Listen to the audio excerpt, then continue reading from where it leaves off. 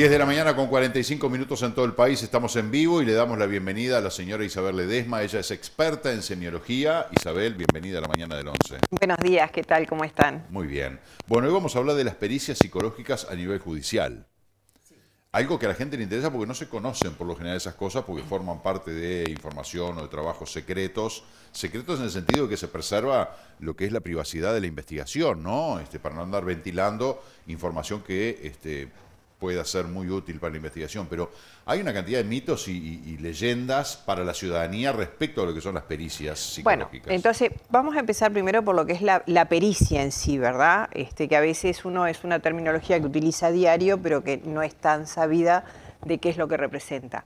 La pericia en sí es una solicitud que se hace tanto de abogado de parte como de parte de la Fiscalía, quien es la encargada de llevar las investigaciones adelante, y sobre esa pericia en diferentes áreas, puede ser psicológica, puede ser semiológica, puede ser pericia forense, o sea, depende la rama que se esté solicitando, es el estudio que se va a realizar. En cuanto a la pericia semiológica, sigue los mismos pasos que el estudio de la persona en cuestión. Y hay dos formas que se hacen. Uno es analizar a veces todos los hechos que están alrededor de aquello que se está investigando, y la otra es hacerle una entrevista a la persona que está siendo testigo de un hecho, está vinculado a un hecho, está siendo sospechoso, está siendo imputado, depende de la calidad que tenga, ¿no?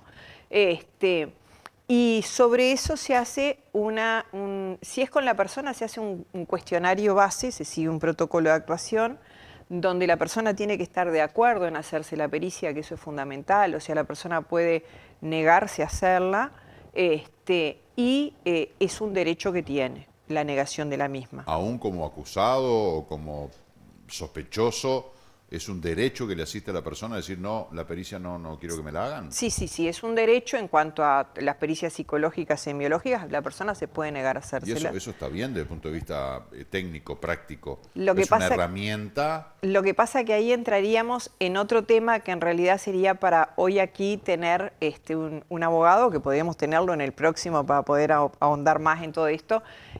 Nadie tiene por qué dar prueba contra sí mismo. Está contemplado. Claro, entonces esa parte prefiero no ahondar porque es un tema legal netamente, y sí ahondar en lo que es de mi conocimiento. En concreto que sí se puede negar. Se puede negar, inclusive lo que se le hace es hacerle todo una serie de introducción de qué se trata la pericia semiológica, que se le va a hacer una serie de preguntas que van a ir de lo macro a lo micro, o sea, vamos a ir de temas que no son importantes ni relacionados con la causa que se pueda estar tratando de esclarecer, y sobre eso después se va a ir al tema puntual donde la persona puede contestar aquellas cosas que quiera, puede mentir si quiere, o sea, es parte de la técnica de la pericia.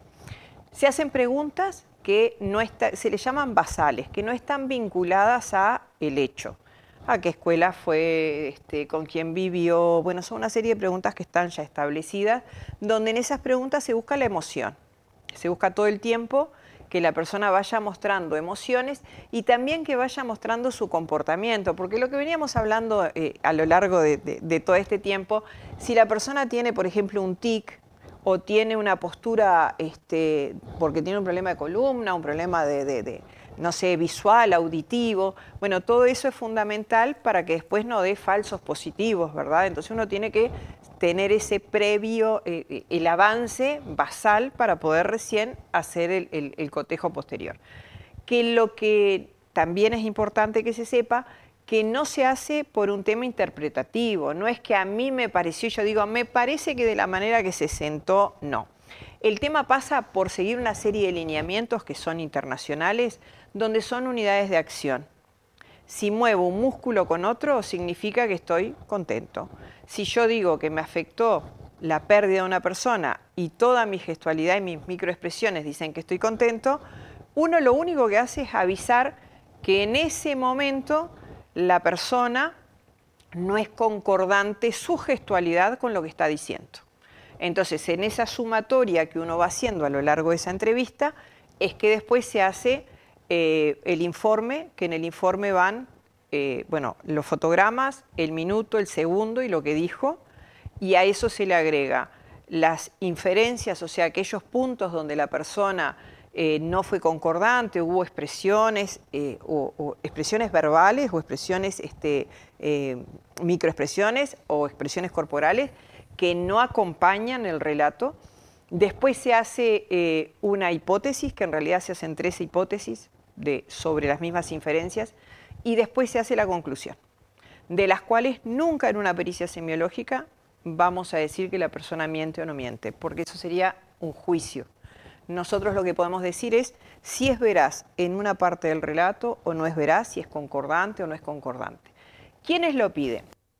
Porque muchas veces pasa que hay personas que están cumpliendo una condena y ellos dicen que, bueno, que son inocentes, ¿verdad?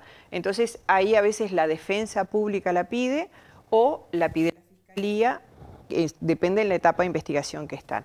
También lo piden los abogados particulares, o sea, se pide el abogado particular. ¿Qué pasa? A nivel del Estado, todo aquello que está al servicio de las fiscalías también está al servicio de la defensa pública. O sea, no es que porque la defensa no puede pagar un perito no se puede hacer, no, tiene el mismo derecho, o sea, lo solicita y no tiene costo, desde toda la herramienta del Estado, o sea, el Instituto Técnico Forense, la Dirección Nacional de Policía Científica, bueno, y así todas las instituciones que son públicas. Si habláramos en términos, por ejemplo, de encuestas electorales que se habla de un tal porcentaje de confiabilidad, en este tipo de pericia, ¿qué papel pueden jugar nervios que me generen reacciones que no son propias de mí, que de repente yo estoy dando una señal que nada que ver conmigo, simplemente que tengo unos nervios o un susto, un julepe, un miedo bárbaro, y que eso dispara reacciones que puedan transformarse en falsas positivas? Digo, ¿cómo se evalúa eso? Bueno, justamente por eso es que se hace el protocolo de la parte basal. Porque, ¿qué sucede? La gran mayoría, por no decir todos, porque puede haber excepciones, pero la gran mayoría, frente a aquello que desconocemos, nos provoca nerviosismo. Frente a una situación que de repente no es agradable o que la tengo que volver a repetir, me puede provocar nerviosismo. Entonces, lo que se hace es hacer una serie de preguntas. Y en esas preguntas, en esa conversación, uno, desde el punto de vista técnico, sabes cuando la persona dejó de estar nerviosa y se sintió cómodo o cómoda en el lugar que está. Entonces, a veces las preguntas basales pueden ir de 5 preguntas, como a veces pasas media hora haciendo las preguntas basales y terminas haciendo 10 minutos de la entrevista, porque no lograste encontrar el punto donde la persona realmente se sintiera bien. Para eso, quienes hacemos las pericias, quienes hacemos las entrevistas, también tenemos una normativa que tenemos que seguir en cuanto a vestimenta, colores, de nuestra, porque hay cosas que distraen. Si yo, por ejemplo, fuera a hacer una pericia hoy, no sé, con este blazer, son colores que distraen, que llaman la atención.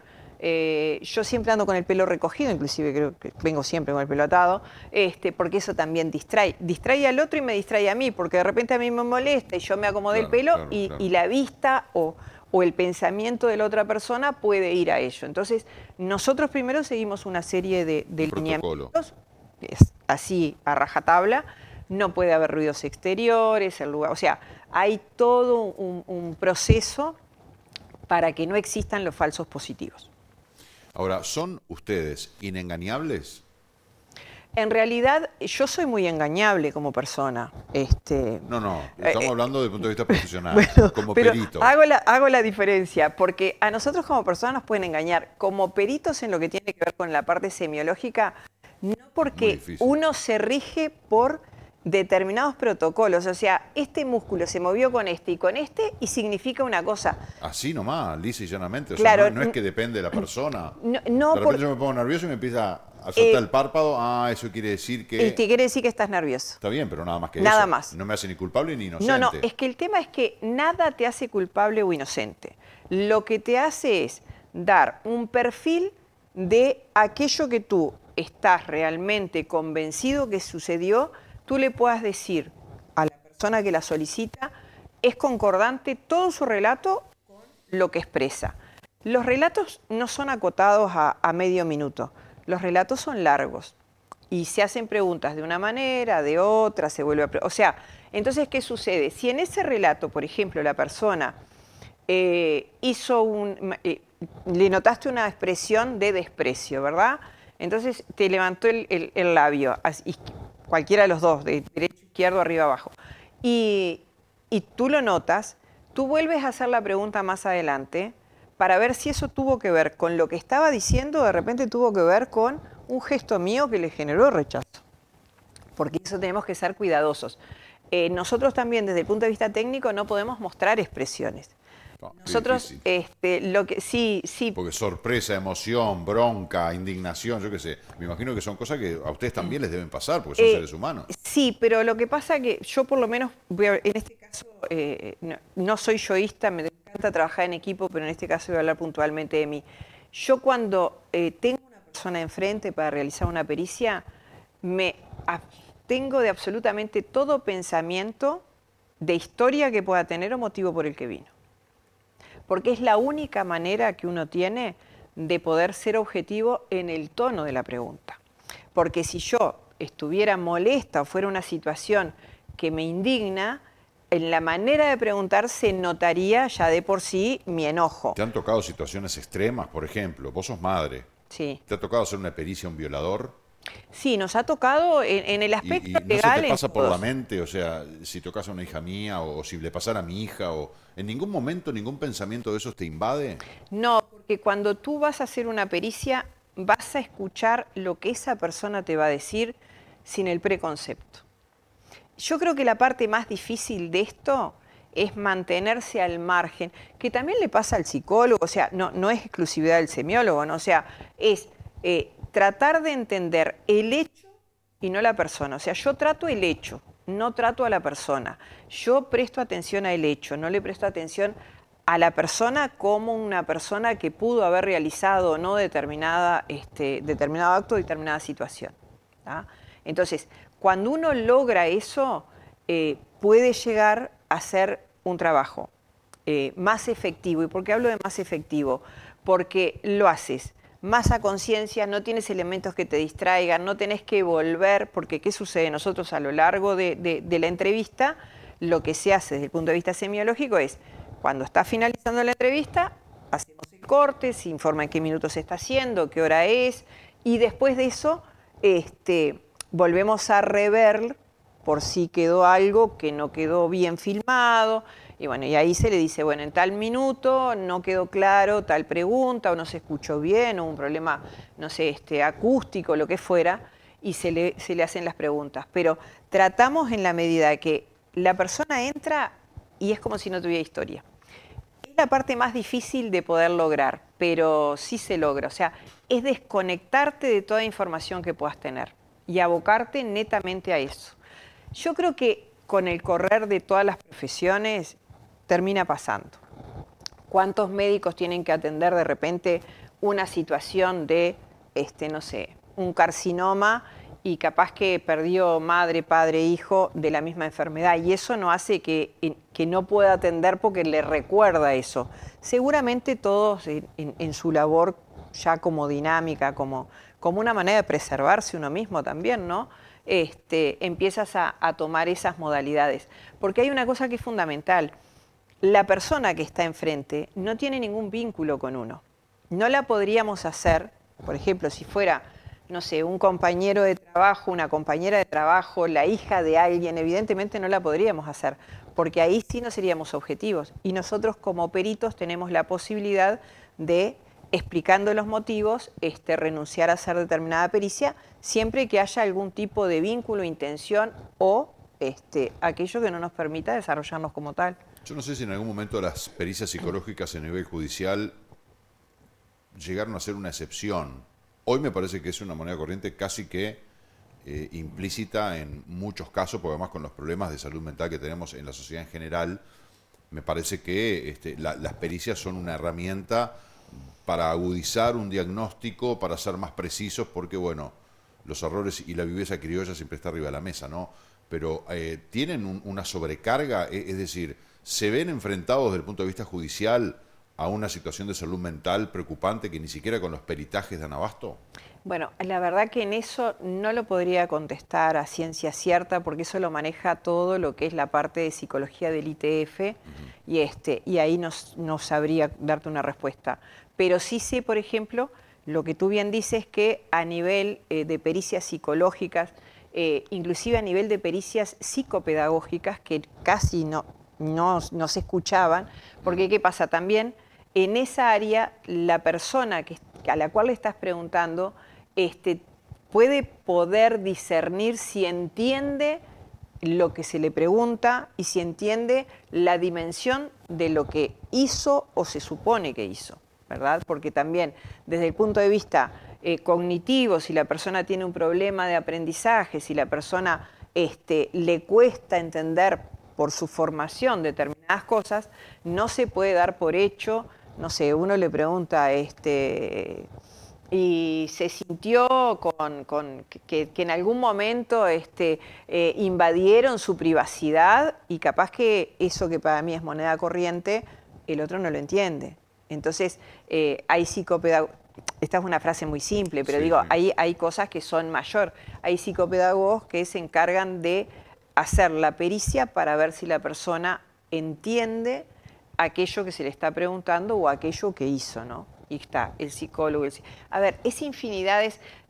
Si uno toma la lista del Poder Judicial de peritos, son 100 y pico de peritos registrados, de los cuales, bueno, primero se hace todo una evaluación de parte del Poder Judicial, se tienen que presentar los certificados correspondientes, los trabajos realizados, o sea, después lo evalúa la Junta de Evaluación y después a uno le dicen si lo acepta o no lo acepta, inclusive en eso también tienes que estar registrado dentro de la parte legal, o sea, todo lo que son impuestos y todo lo demás también tienes que estar para poder registrarte, y los llamados son cada 2 años.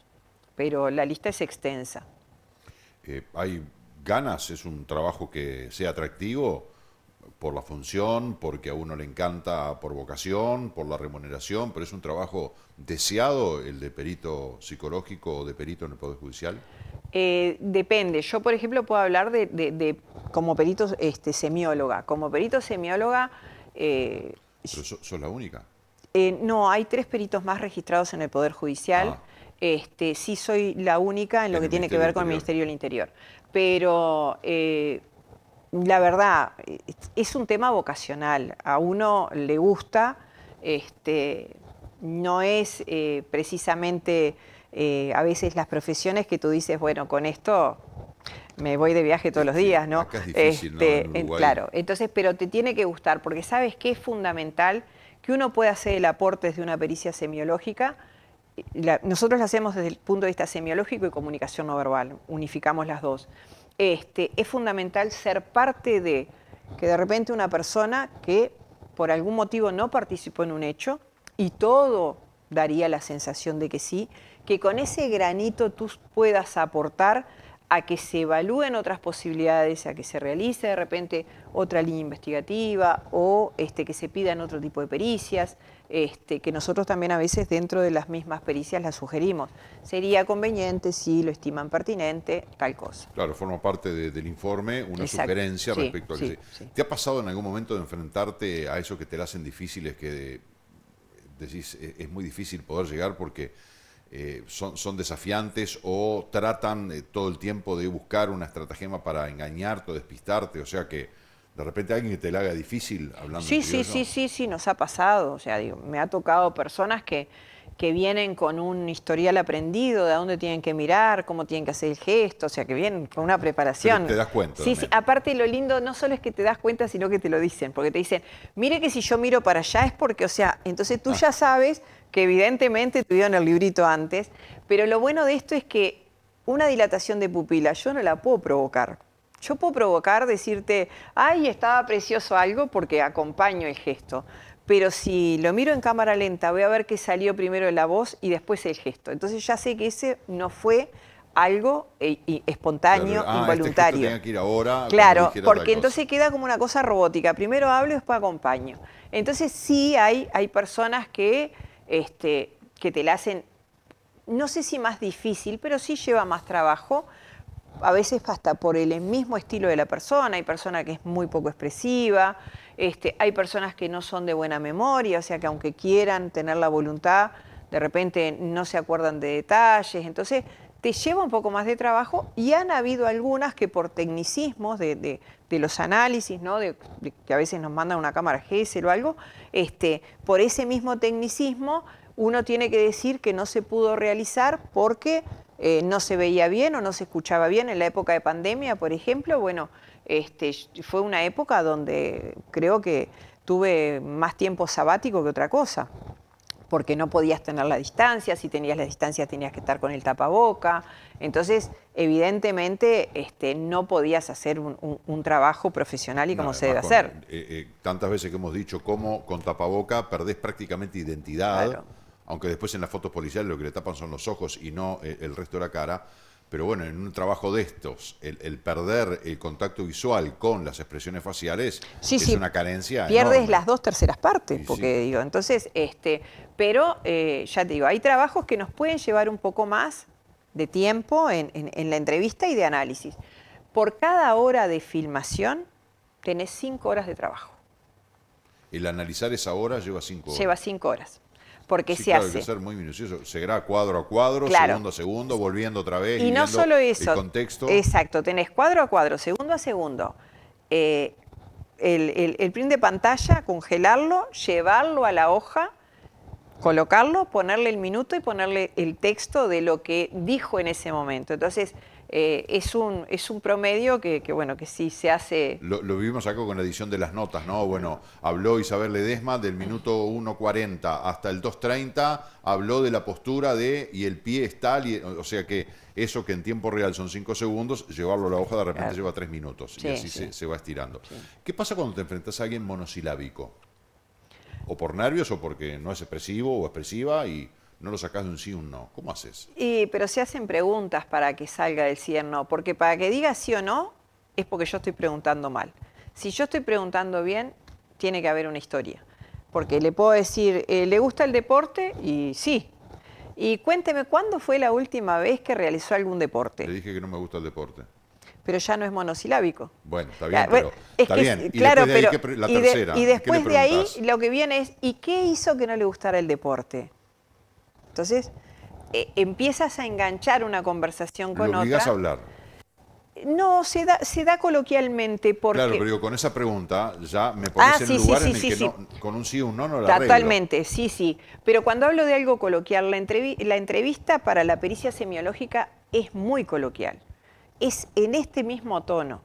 No importa el carácter de la persona que se está periciando. No cambiamos ni el tono, ni la postura, ni la cercanía. Es más, estamos hasta más lejos en este momento de lo que se realiza una pericia.